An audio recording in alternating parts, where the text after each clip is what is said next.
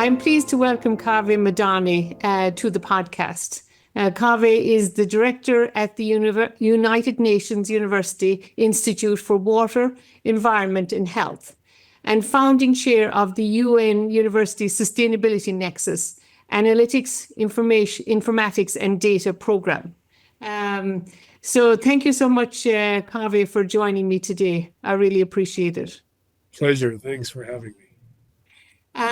So Kaveh, we chatted recently about various water issues, and a lot of people talk about us global running out of water. Then other people say, well, it's managing extremes. We have floods and droughts, too much or too little. I really liked your analogy between water management and bank accounts, and considering surface water as your checking account and groundwater as your savings account. And also, I think you mentioned, you preferred the term maybe we should be using water bankruptcy rather than water crisis. So maybe you can describe some of those aspects, Kaveh. That would be like 10 podcasts, but let me try.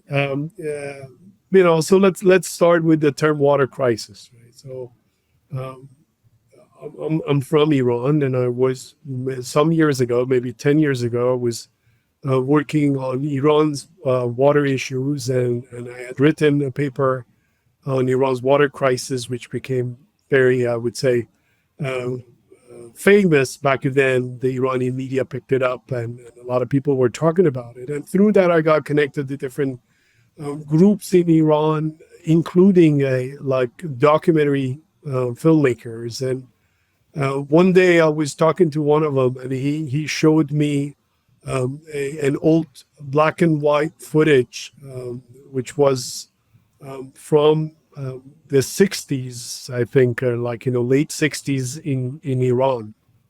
And he was talking about the water crisis in Iran. And it got me thinking, that I wrote this paper recently in 2014. I'm still calling it the crisis. It was a crisis back then. But that kind of, is against the term crisis, because crisis must be only an extreme with a limited, I would say, lifetime, and it's an extreme situation where all groups come together and try to address it and to mitigate it. If something has lasted for so long, philosophically speaking, can we call it a crisis? And that's when gradually, it first was a question for me, and later on, I tried to find an answer for it, and my answer to it is that actually the crisis is over. We are in a situation or a post-crisis state that is called water bankruptcy. And what do I mean by that? As you specified, I think our checking accounts are surface water.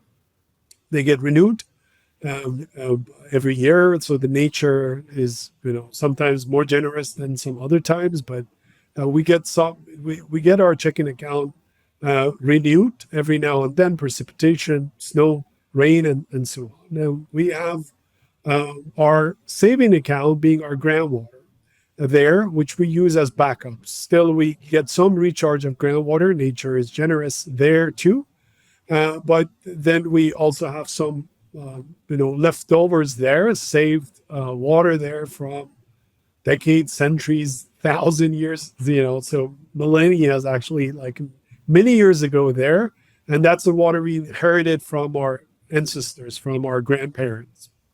So it's there to give us resilience. When we are short in our checking account, we go after our saving account. When we are out of that situation, not only we switch back to our checking account, but also we try to put some more into our saving account to pay back for what we took out. But let's look at the situation. Not only we have exhausted our checking account, but also our saving account in many parts of the world. Of course, that's not the situation everywhere, but it's the situation in the global South and North. Californians, Texans, are experiencing it. You go to Africa, Middle East, and North Africa, they're experiencing it. You go to India, to Australia, a lot of places around the world. This is the situation. Now, what do we do if we're in the business? If we are running a financial entity, right? So we can go take more loans and we can come up with new plans, and that's what we do. So we take some loans and we always try to mitigate this situation through tapping into new resources. Give me another line of credit, give me another loan, and that's what we take from the nature. Let me dig deeper, take more groundwater out, let me build another reservoir, let me build take water from another basin, do interbasin water transfer, let me desalinate, and now let me take water out of air. All of these are focused on increasing our income in a way without thinking about our expenditure. What's happening in the world, though, is that continuously consumption is going up, and no matter how much we have invested in increasing the supply side, we have seen that as soon as we increase the supply, the consumption keeps going up. This is not a new problem we have experienced it in the energy world as well. We thought that with increased energy efficiency, we would use less energy. Guess what? We continue to increase our energy use, energy consumption. Same applies to water resources. So what has happened now is that we have many water right holders that we owe water to, many checks that we have written are bouncing back, and many credit cards that many creditors that we owe a lot to. Now, in this situation, what's smart to do? You have two options. One is the option of mitigation. The option of mitigation is going to another lender and asking for more, and give me more budget. Let me implement another giant structural solution, engineering solution. Or, sometimes even working a little bit on our expenditure, water conservation, reduction in use. But all we are putting our effort into is mitigation, trying to convince everyone that this situation is just a crisis, is temporarily, and we can fix it. This is a temporary, this is a problem with a short lifespan, and as soon we'll be out of it. We will promise to people, this is just a drought. This is a situation this is just an extreme, but this is a permanent extreme. If you look around, you see that through mitigation, you cannot fix all the problems. There are lakes and wetlands that have gone dry, and there is no way you can restore them. There are aquifers that have gone dry. There's land subsidence. There are rivers that have been destroyed. There are development in many areas that used to be wet that you cannot reverse. The reality is that by promising mitigation to people, to the policymakers, you're just fooling them. You need to admit that you're bankrupt, and you have to file for bankruptcy to let all those creditors know that the first thing that we have to have consensus over is that this problem is not going to be solved. This problem cannot be mitigated, and this problem is not temporary anymore. This is a lasting situation, and this can be a new normal. We need adaptation in addition to mitigation. Some of our damages are irreversible. We can deny that. We can ignore that. But the problem with ignoring and denying that and calling it a crisis is that by the time we realize that this is not reversible anymore, the cost of adaptation is going to get higher and higher. So I admire those bankrupt merchants and entities that have the courage to come out and say they're bankrupt. It's shameful, yes, but admitting that your model is not working is the first step in solving the problem. The model of increasing the supply is no longer going to work, and I think that's something we need to do around the world. Right. So I really enjoyed reading your 2014 paper, Iran's water crisis. And, You mentioned that, oftentimes these days, if something happens with water, springs dry up or wetlands dry up or whatever, most people say, well, it's climate change, and then they don't take responsibility for how they manage water and the impacts of that. And then it doesn't seem to lead to actions or solutions if you just say, well, it's climate change. So in your 2014 paper on Iran, you talked about a few different drivers of the water issues there: population growth, inefficient irrigation, and development. And maybe an overemphasis on, or this emphasis on food security and jobs and socioeconomic factors that factor in. So maybe you could describe that a little bit, Kaveh.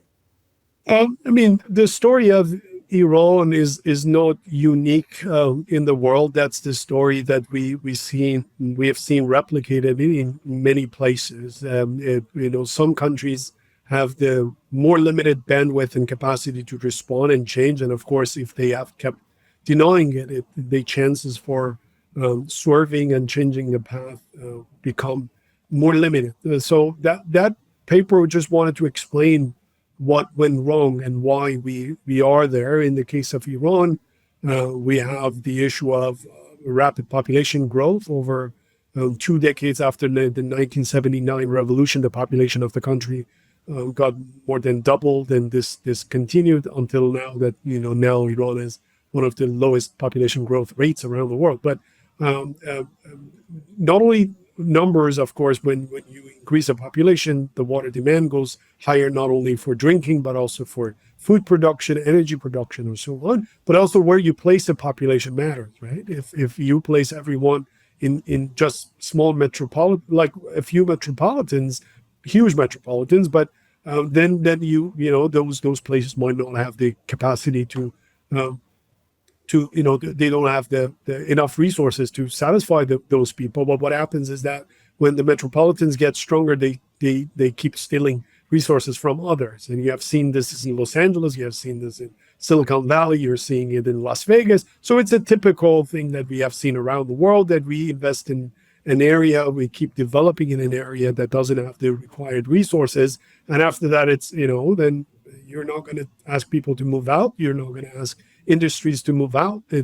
People keep coming to those places because of better opportunities. And then you keep essentially investing in an area that doesn't deserve so much investment, and it's inefficient. So that's one of the problems. And then another problem there was an inefficient agricultural sector.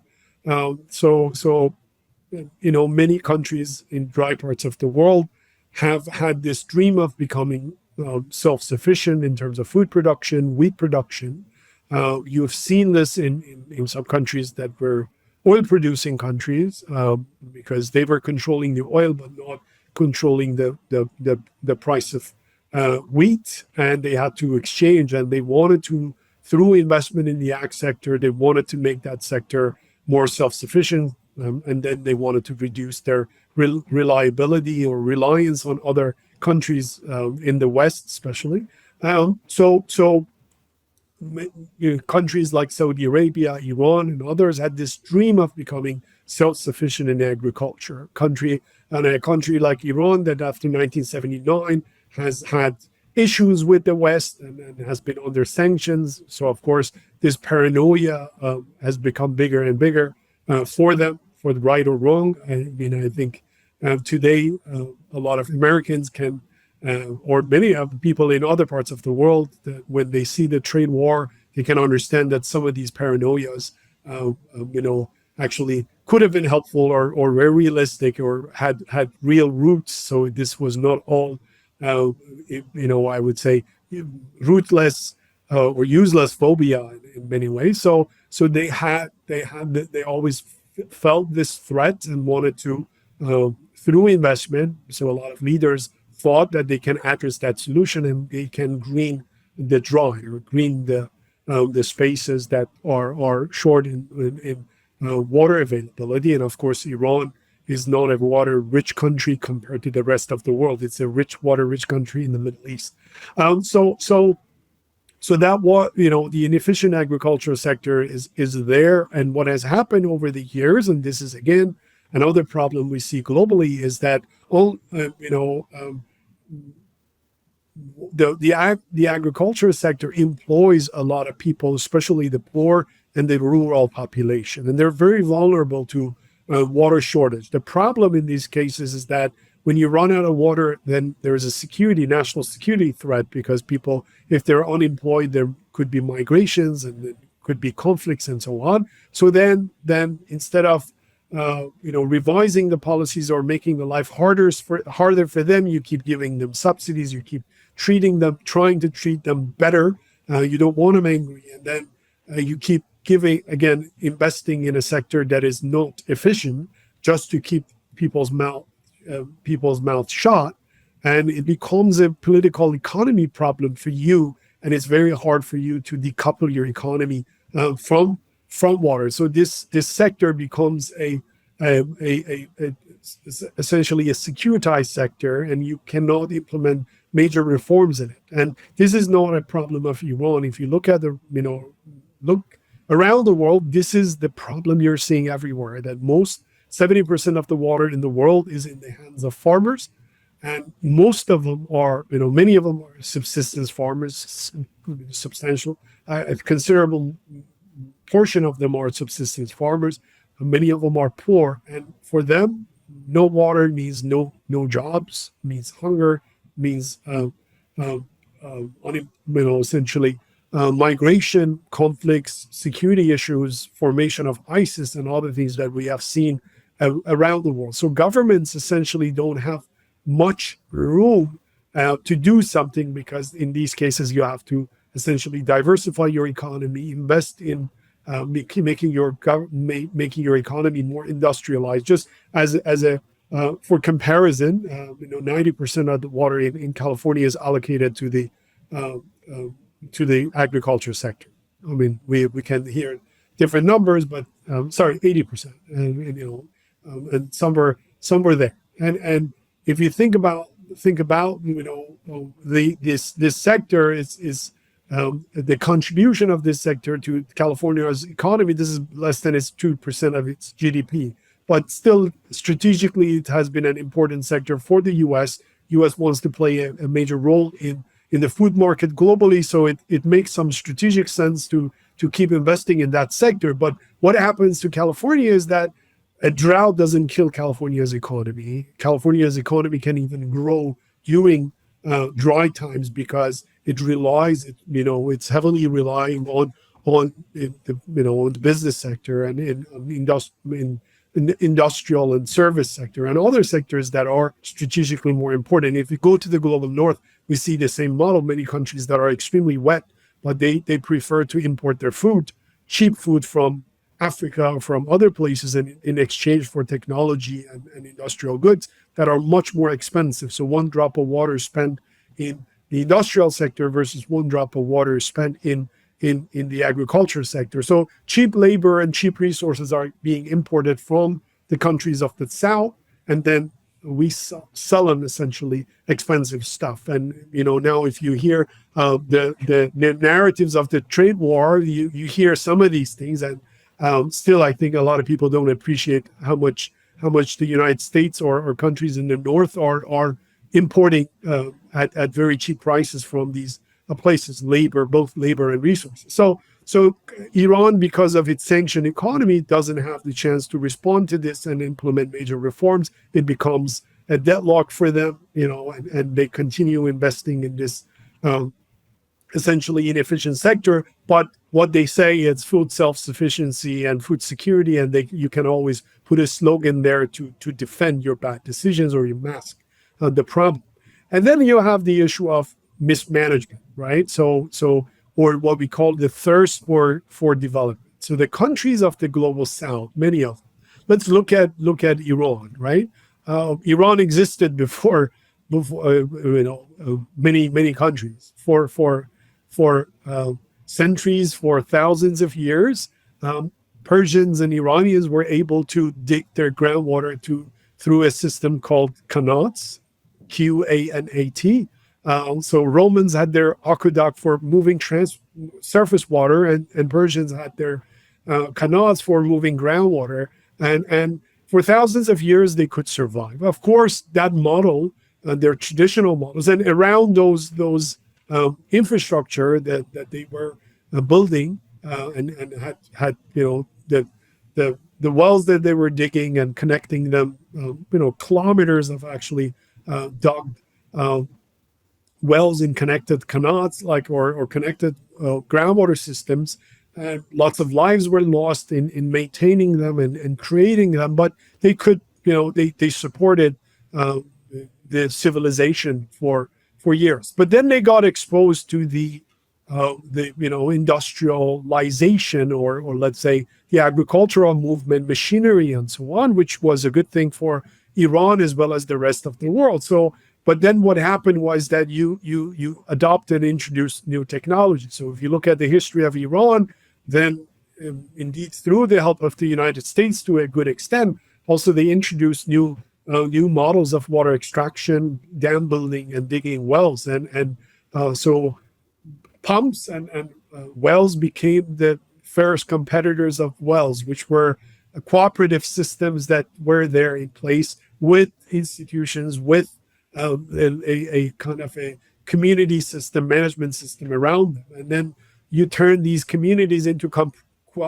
essentially cooperative units into competitive units, and one essentially joint venture that is being broken into 100 competing agents, and then they dig all of them dig wells and start pumping out. Of course, at the beginning, things are extremely helpful, and that's how Iran managed to grow and become a player before the 1979, one of the biggest, growing economies of the world, and it was helpful. But soon after, they realized that the dams they built, the water that they moved through interbasin water transfer, the wells they dug, not only killed the original systems, but also became, were not necessarily the best match for their systems. Now, we have seen this. This is not news to you. Like, in the 70s, 80s, environmental movements in the US,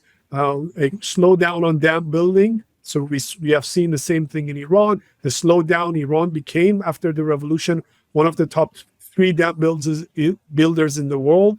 A country that was under sanction. It wanted to prove itself before the revolution. It had the oil money and oil revenue. It was investing, wanted to expand. After the revolution, also proving itself to the rest of the world, proving that independence is possible and they can do things on their own, like what they're doing with missiles. They want to build missiles and say, you're not giving us these things, we can do it, and your sanctions cannot stop us. So same thing in many, I would say, infrastructural aspects, and what you have seen in the rest of the Middle East also, right? Where do we have, tallest towers and biggest malls, and all these competitions were symbols of development rather than development, right? So concrete and essentially concrete becomes a symbol of development for you, a big giant infrastructure that you can show to the world, and then that satisfies your thirst for development. That's something you're proud of, your nation is proud of, and everyone is clapping for you. Steel is your achievement, right? And then this is at the time that some other rich nations give up on building bigger and taller skyscrapers, and you see these sort of development at the other places around the world. So the thirst for development was there, and then the management structure in many ways was wrong. And now this is where, again, a problem that we see, I would say, across the world, global north and global south. Now, you can blame the problem on climate change. You can blame California's fire on climate change. You can't, blame Arizona's drought on climate change, or, any episode, any extreme on climate change. That's an easy victim. That's an easy narrative. And sometimes we in academia love it because we have worked. my dissertation has been on climate change, and my career has been dedicated to it. So there's, and then there is a big fire. People are dying without even having a proof. I come out and, on tweet that this is climate change. Look, you were denying it because I'm looking for a proof for my theory. And I ignore all other dimensions and all other factors. And then this is a narrative that we all keep reinforcing. This is not to dismiss climate change. This is not to say that climate change is not real, is not a big threat, is not an existential threat. But this doesn't mean, like, the fact that climate change is a big threat doesn't mean that it's the most important existential threat. There are other things out there that are extremely important, and you need to understand those. You need to understand the difference between a drought that has been there before humans stepped foot on this planet, and the drought that you are creating or making permanent because of your bad water use and bad water management. There's a significant difference between that natural anomaly and your human-made anomaly. And these differences are not being made, and they're easy to be blamed on that external factor. And then you see countries behave in different ways. And, so sometimes many times in many places, you blame it on climate change. You have a flood, and instead of blaming your evacuation system, your emergency response, your disaster response, you can blame it on climate change and then get away with it, because then you can say that it wasn't my fault. It's an unprecedented event, and it would have happened anyway. And it's for the rest of the world, to solve it, because we have to come together to solve it. And guess what? Countries are not willing to cooperate. So a lot of times, indeed, the scientific community is helping some of the leaders who don't want to be accountable, and managers who don't want to be accountable for their mistakes and the bad decisions they have made. So I believe that when it comes to water, when it comes to floods, droughts, and all of these destructive things, fires and so on, the human element, the local decision-making elements play a major role, and our narratives dismiss those major roles. So that paper also talks a lot about the mismanagement element, not within the water sector, but if you think about the development path of a country, you realize that water is so connected to other sectors, and especially economy and all these general policies, even in the case of Iran, the nuclear program and so on, that you cannot blame everything on a natural thing. Or yes, the industrial economies are responsible for climate change, but it's not because of the industrial economies that you have dried that lake or wetland and you have diverted that water up there and you have dug deeper wells. It's because of your bad decision. It's because you didn't realize that water must be considered as a limit to growth, that there are other advantages and strength that you have, and there are some weaknesses that you have. Your oil money is good, your energy money is good, you're sitting on natural gas, but when it comes to water, you're short. You can be delusional and go and spend all the oil money into greening the desert, or you can invest in some the strategic sectors to be able to trade in the global market. But now even that narrative about the possibility of doing global trade is under threat, because I'm afraid that the politicians in the world are once again promoting the idea of self-sufficiency in many things around.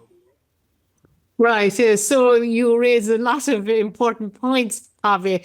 I've seen some NASA images of the expansion of irrigation circles in Saudi Arabia, and they were growing a lot of wheat and even exporting it, So these are sort of crazy things. But we do the same. And one of the things that you point out is that, these things are not just restricted to Iran, but we see the same thing in the US. And you mentioned the comparisons with California and with the Southwest US and stuff.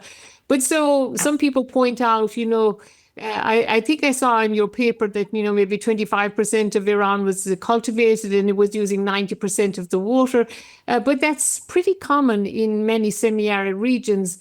And you mentioned that, politically, they have to keep those rural people employed and keep that sector going. And so they deal with the symptoms then and put Band-Aids and, give them more water and give them cheap energy and keep that system going. But as you say, it's the same in California.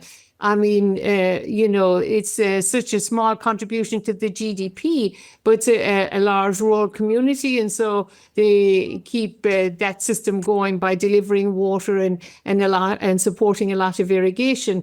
And I guess they're finally starting with the Sustainable Groundwater Management Act to try to ratchet back and bring it in line. But I mean, they've got 20 years and we'll see how it evolves. But I spoke recently to your colleague Amir Agakuchak, and he mentioned anthropogenic drought. We talk about meteorological drought, but anthropogenic drought is sort of when you're withdrawing more than the recharge, and so you're taking more money out of the bank than your deposits, and so you have this long-term decline. And we see from the GRACE satellite data, in Iran, we see a consistent decline in total water storage, but also in Northwest India and many other regions.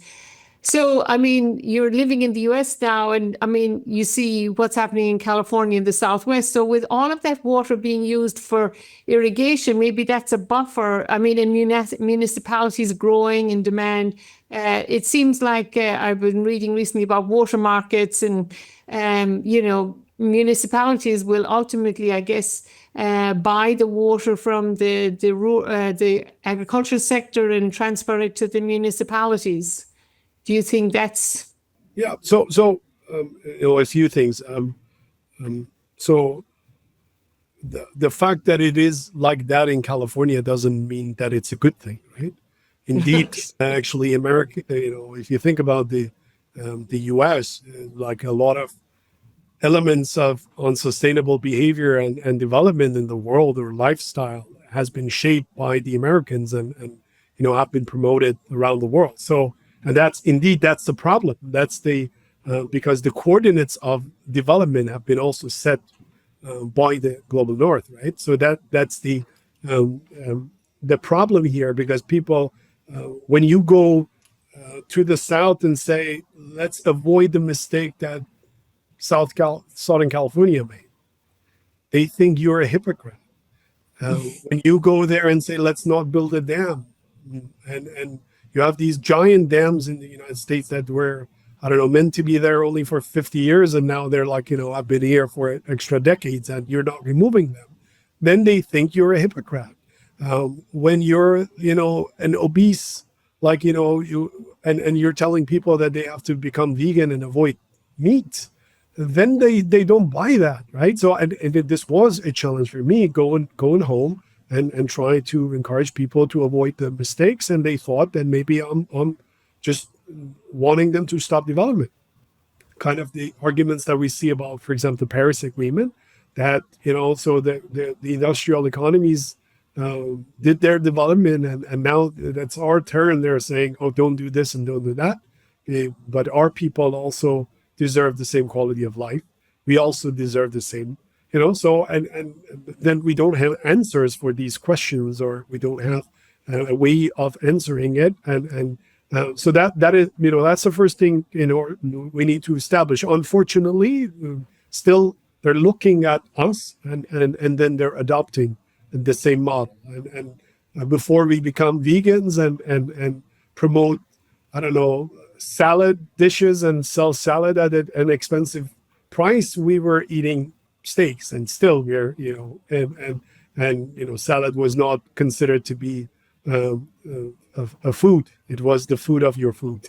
now it's trendy, it's like healthy, so it takes time for other. And then if you look at what the diets that we are switching to, it's the diet that people over there in underdeveloped areas of the world rely on, right? And I how do you explain this, right? So you're telling them to avoid cars. They don't have cars. Actually, they're using their donkeys and horses to get to work. The rich ones are using bikes. And for us, it becomes trendy, like, after riding our SUVs and satisfying ourselves, now we are switching to bikes and putting some bike lanes here and there and feel that we're contributing to. So first, let's understand this. And I think this is something for us in the global north to appreciate and understand why we cannot be trusted in many times, because they don't see, they feel that our recommendations it's like you go to, your doctor, and if your doctor is the most unhealthy person who's smoking while speaking to you, and an obese person, and having problems at heart and other places, and that person is telling you you have to avoid stress and have a healthy life and exercise, it's you don't buy that. So that's something to understand. But there is a significant difference between California, and some elements are similar. One element you mentioned, groundwater. So before 2014, before the big drought in California, the groundwater management system, still actually groundwater management system in California is very weak or funny, and state that is so proud of its water management. If you think about its groundwater system, you can tell that many parts of the of the world, including Iran, might have better groundwater management systems in place, like, or had, or whatever, like in comparison. So California, Texas were weak. Now Texas is doing better. California is also doing better. But the political cost of a change was huge. No one there, like every drought, people spoke about it. When I landed in California in December 2005, it was after Katrina, and back then there was also a flood around December, like January time. So people were in the flood mode. It was an Sacramento was the most vulnerable place after Louisiana, so it was one of the most vulnerable nations, one of the most vulnerable places in the nation. Everyone was in that mode. Sometime after that, you switch to a drought, and everyone's speaking about drought, and then when rain comes, then it's cool. But if it's an unprecedented drought, then the political cost of a change and a reform drops. That's where the Californian governor finds the courage to say, hey, Southern California, you got to conserve. You got to reduce your consumption by 25%. You have to shut down some of your golf courses. Why didn't they ask for that earlier? I mean, why this was not possible earlier? Because politically it was impossible. Politically, it was impossible to get close to the people's wells and start monitoring and measuring them. But then that's what you need. Now, a big difference here is that California can afford it. There is a legal system and a water rights system that it's funny in some ways, right? But there's a system in place, a mix of different appropriation and then the riparian system, so the British system, and so on. So that's in place, and then you have the legal rights and priorities and so on, and that helps you to do trades. And indeed, many of the old models, optimization models, were showing that California can handle the situation, and trades can happen, and those inefficiencies would turn into buffer for you, and trades are possible, and movement of water, thanks to that big infrastructure system, is possible. But can you turn the land subsidence in the Silicon in the Central Valley? No. Mm-hmm. If can you fix some of the damages you have created? Can you recover and restore the different wetlands that have dried up?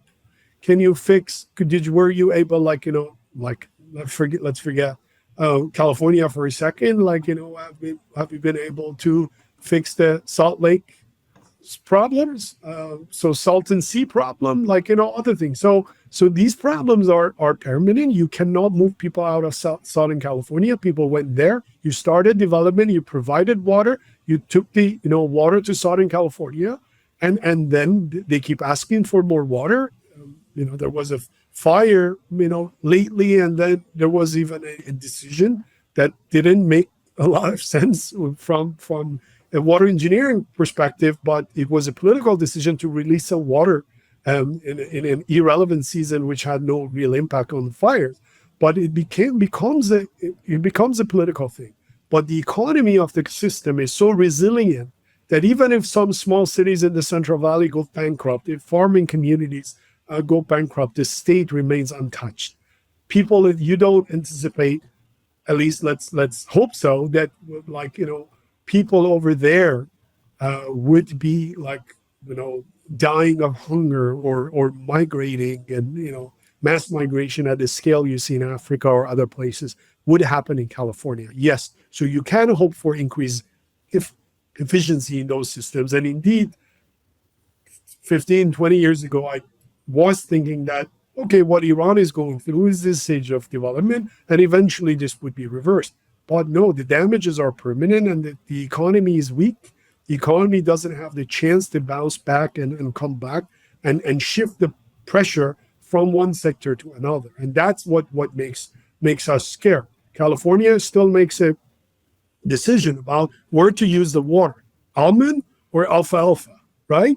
Almond becomes a political, product, and goes on TV and it makes a lot of noise, but still, its growth continues there because economically speaking, it makes more sense and it's more efficient to grow almond versus alfalfa, right? So those decisions are made. But if your country is under sanctions, maybe you might need to grow your cereal, even if it doesn't make sense, even if you're using your fossil water, even if you don't have water,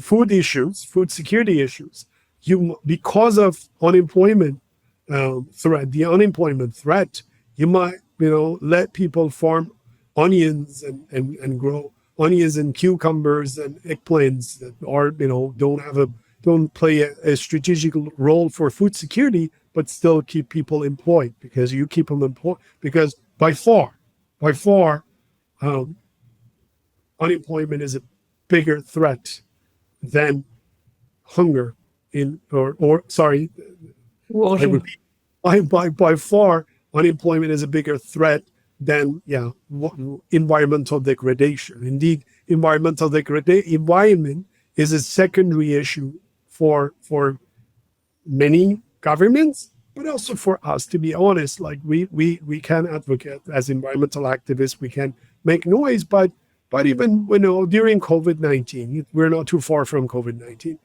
All we were trying was to stay alive. Did you ever say, I'm not going to wear a mask because of birds and because of different species and the waste I'm generating? Did you say that it's better for me to die? Like, actually, if I die, it helps the planet Earth, so I don't get vaccinated because we're equal to other species? You didn't. We didn't. And that's like, so the human beings, all of us, global North, global South, at that moment, we didn't talk about it. There are wars going on in around the world. Like, people, how can you speak about the rights of the future generations if you're dismissing the rights of people and children dying in front of your eyes in other parts of the world today? So then that's where we have these issues of yes, we say something that sounds nice. It's sounds very humane, but it's not practical. It's not realistic. It's more of a slogan than reality. So we need to create a balance between these things, and we need to remind these states that the path of development should not happen in the same way. But it's not an easy thing. Like you're talking to your children. Our parents talked to us and said, "Don't do this and don't do that, and do this and do that," and we did. We developed our own path, and we repeated a lot of mistakes, and they learned it. And after that, it's like, that's what my dad had told me. I could have, but that's why people want to replicate and repeat all those things before they learn. And of course, I think we have to be open to to that part of development as well. I think that's also part of the development path, and learning by doing and failing by repeating, because you don't trust others. And of course, in this world, with what you're seeing, you can understand what trust cannot be, 100% trust cannot be established. And now we're learning that, even, for example, like I'm in Canada at the moment, right? Like, for Canadians, what's happening right now in the world, with their neighbors is very shocking. We indeed, in the water world, wherever we wanted to encourage countries to work together on transboundary problems, we use the examples of the Great Lakes. We use the examples of Canadians exporting electricity to the Americans. And guess what? With the trade war, all of those narratives became problematic because someone wanted to change even the borderline. The other, person in retaliation threatened the other side to, stop the electricity export. And there are a lot of things that go against our narrative that we were promoting or encouraging the rest of the world to essentially reproduce or experience. Yeah, so you mentioned a lot of important points. I mean, we lead by example. It doesn't matter what we say. I mean, as you know, when you're raising kids, they just look at you, and it doesn't matter what you say. And so it's very difficult for us in the global north to say much because we have benefited from all of these advantages and everything. We've gone down that path, and then we just say, oh, don't do this. And also, changing behavior is a very difficult thing. I mean, we know how much effort it was to get people to reduce smoking. It took decades. And so you can't change these things overnight. And, people say, oh, change the crops you grow, use more water efficient crops, or do this or do that, or change your irrigation system. But that's the only system you know. And so it's very difficult to change things. But I think, I like what you say about not just blaming climate change for everything, but taking responsibility and understanding. We first need to understand the causes of the issues in order to develop appropriate solutions. And so if we just say it's all climate change, then we will just not take responsibility or do anything. And so we need to do stuff to try to resolve the issues, which is really a big disconnect between supply and demand. And as you mentioned earlier, we focus mostly on the supply side, adding more supplies, adding more Band-Aids, and then just keep on with the problem without acknowledging that we're actually bankrupt in many regions. So one of the things that I would like to get some information from you, Kaveh, is about the UN universities and how the UN and why water is not more front and center with these global agendas and stuff. It's kind of like a third rail, it's just not given the emphasis that it should. Yeah, first thing is because we never understood that we would hit the state of water bankruptcy, and water was a given, was a resource that all countries had access to. Like, in any even you go to the driest place on the planet, there's some water that you can find, some surface water or groundwater, fossil water. So all countries have water. Some, anyway, there is a saying that there is no shortage of water. There is always a shortage of cheap water. So eventually you would pay the price. And this was not the case for energy, right? Before we discover the renewables, only a few countries had access to energy resources. So water was never seen as a major issue. Mostly we saw water problems in relation to the first stage of development, which is access to clean water and sanitation. So you want toilet and you want clean water for different hygiene purposes. But then after that, it was not a big concern. Still to date, this is the issue. We don't have an agency dedicated, a UN agency dedicated to water. We have many nations that don't have a water, like a federal or central water agency. You will across at the federal level. You tell me what exists for the U.S. Whether you go from one state to another, even the model of water management and the centrality of the authorities would change.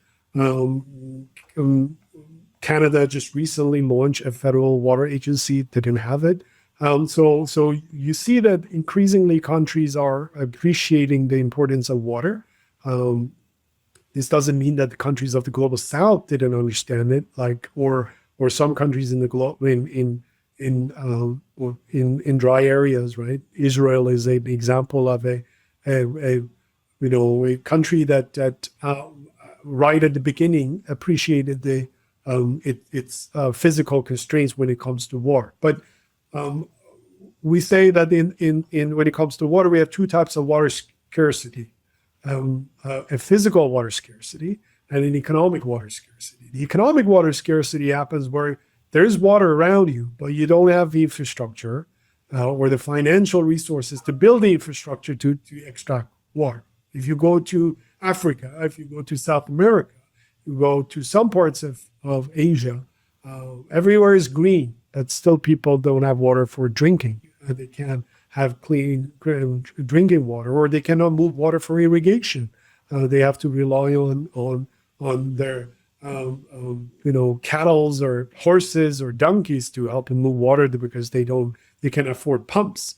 They can't afford pipes and canals. So that's an economic water scarcity. That's where we have stopped, actually. That's where we have got more focused on, because when it comes to the global south and the poor areas of the world, we all agree that they deserve clean water. Everyone should have it. We understand the different impacts on women, on children. We understand and appreciate those problems, and everybody agrees that we have to put, invest in that sector. And investment in that sector is not too hard.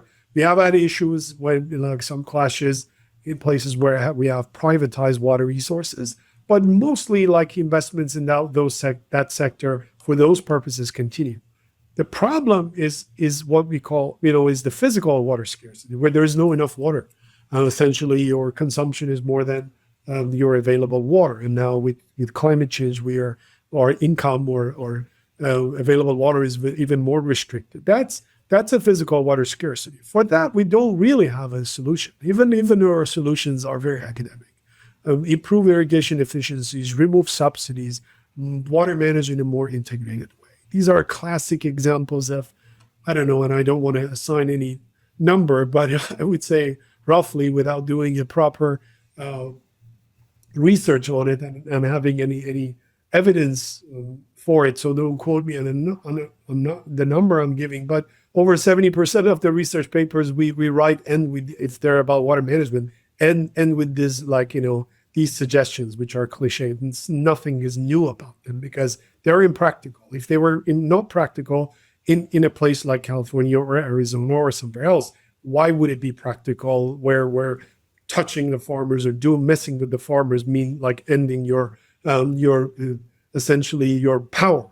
Who wants to mess with them? If you're afraid of farmers' lobbies in the United States, wouldn't you be afraid of farmers coming to streets in India or China or other parts of the world? So that is a history to remember. Now, the United Nations University, which is celebrating its 50th anniversary this year, is one of the UN agencies.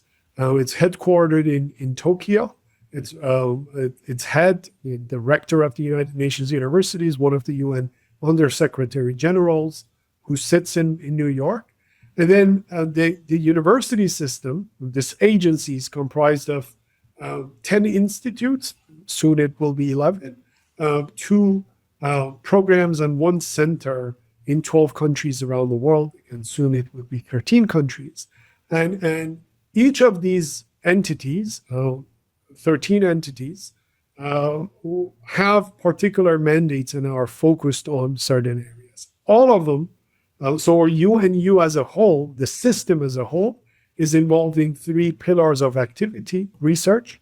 That's why we are not only the academic and scientific arm of the United Nations, but also its think tank. We are supposed to inject science into the policy circles, serve as a bridge between the scientists and policymakers in the member states. But also so not only we're its academic arm, but also its think tank. And so first pillar is research. Second pillar is education and capacity building. We get involved in different programs, joint PhD programs, sometimes in-house PhD programs and master's programs, joint master's programs and postgraduate programs, online learning, hybrid programs, certificate programs, and so on-demand programs that governments, professionals ask us to develop. And in all of these education programs, we want everything, and also our research, to be oriented toward the real world, solving the member states' problems. And the third pillar of our activity is policy and advocacy. So that's what makes us different from traditional universities. We are a UN entity, but we have the mission of connecting the two sides. So anything we do in the education pillar and the research pillar should connect well with policy. The three are interlinked because at the end of the day, we want to solve a problem. We want to respond to a problem. We want to help our other the other UN agencies that are also having want to serve the member states and support them in their efforts. And we are the scientists in the room, or we bring the scientists in the room, and we take pride in communicating with the scientists. Not because always because of course we are proud of talking to a lot of smart people, but indeed we think it's a two-way and a very constructive way of interaction.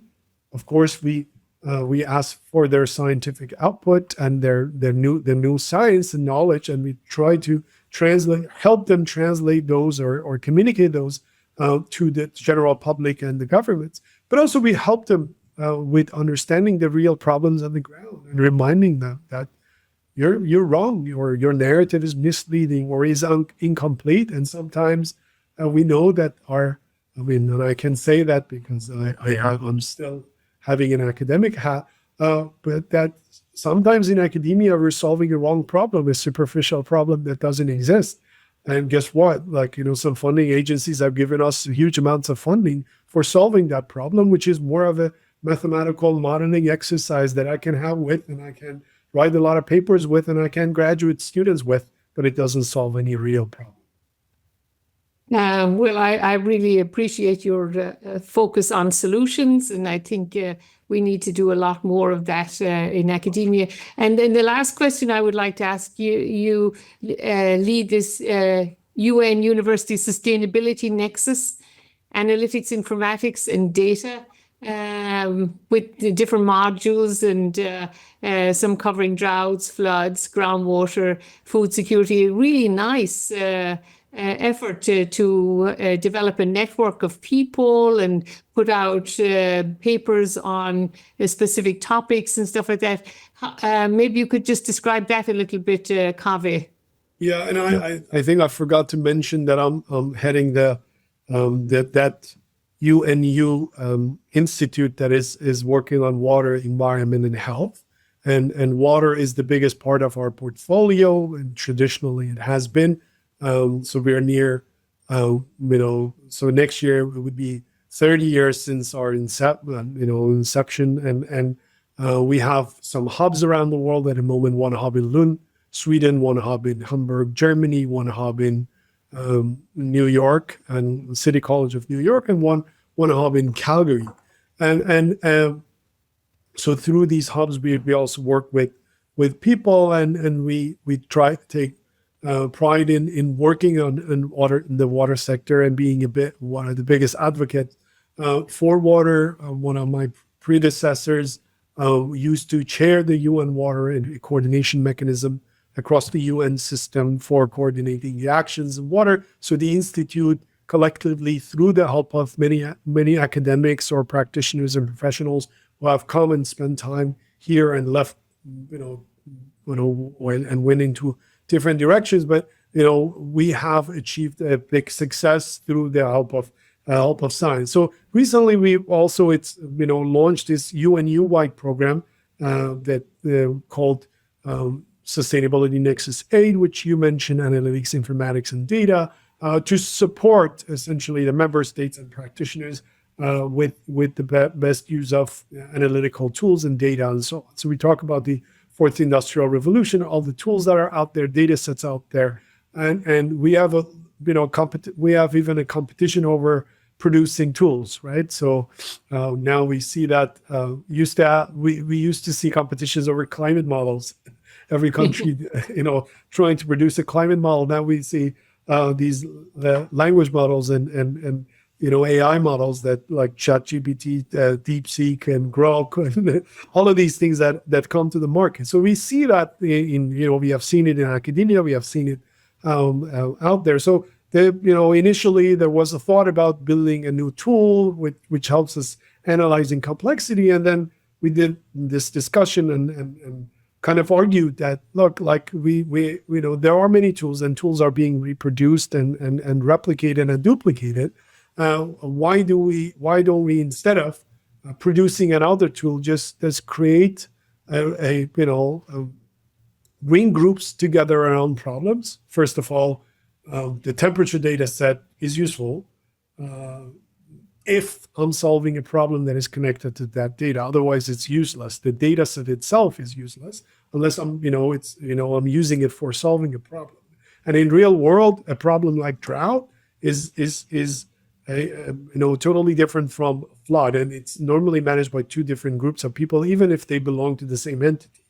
So we need to bring people together around problems, and these are the peers who come together and tell us what tools are out there which can help the nations, what aid tools are available, analytics, informatics, and data tools available that can help the member states, can help the different agencies and sectors solve their problems, and by looking at also different aspects of it. Through this approach, we thought, first of all, we don't take the central role. We facilitate a bottom-up approach where the scientists, especially and the experts within each field, come and tell us what the problem is and how they should address it. And then they are the ones who identify the most credible tools. And this also creates an opportunity to not only look into, tools that have been developed by space agencies or UN agencies, but also, a professor at a random university around the world, which is a very good tool, and people must be aware of it, but that person doesn't get the chance to promote it like the other agencies.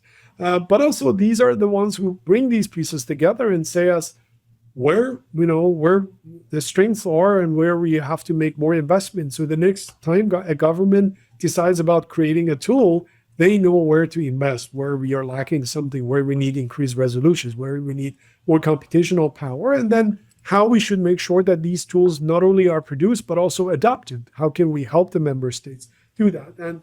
And to date, these scientists have come together. I think at the moment we are more than 130 scientists in that program from around above 90 institutions around the world. And they have identified over 250, if I'm not mistaken, tools, because this keeps changing and they're adding to it, that can be part of a solution. Of course, tools are tools, models are models, data is data. They have limitations, but we can use them to inform decision making. But we need also the experts to use the right models and the right data sets. Otherwise, these tools and data can become a threat, because we saw it during COVID-19. Too much data sometimes was also confusing. And we saw a lot of people, non-experts, speculating around data and selling conspiracy theories that were, made sense by looking at the data if we were not explaining properly the causal relationship between the different elements there. So that's a program that UNU has launched, and I hope if people are watching or listening, they also check it out and join the program and help us making it better and more powerful. Yeah, I was very impressed with all the resources that are available there, remote sensing models, all sorts of information, and provided in a very easy to understand format. And so I think it's great to see the network that has developed to help with this. And I will include the link in the highlights on the website. So our guest today was Kaveh Madani. Thank you so much for taking the time. And I really appreciate your outlook. It's very refreshing. And he is the director of the United Nations University Institute for Water, Environment and Health. So thanks a lot and enjoy the rest of the day. Thank you so much for the invitation, and have a good one. And I would use this also opportunity to thank all all those people in the academic community, advocacy, UN, and different activists and enthusiasts who have always helped us become stronger as a community. And I hope entities like us and platforms like us become I would say continue to serve as the models and promoters of multilateralism and science diplomacy and exchanges between the South and North and the countries, and with the understanding that there are many lessons to learn from every nation, and the fact that we are in a better economic state doesn't mean that we know it all or our solutions are better. We have to learn from each other and collectively do a better job. We're humans, we're smart, and we continue to revise, and stay away from bad decisions and make the world a better place, hopefully, for all. Thank you. Well, thank you so much.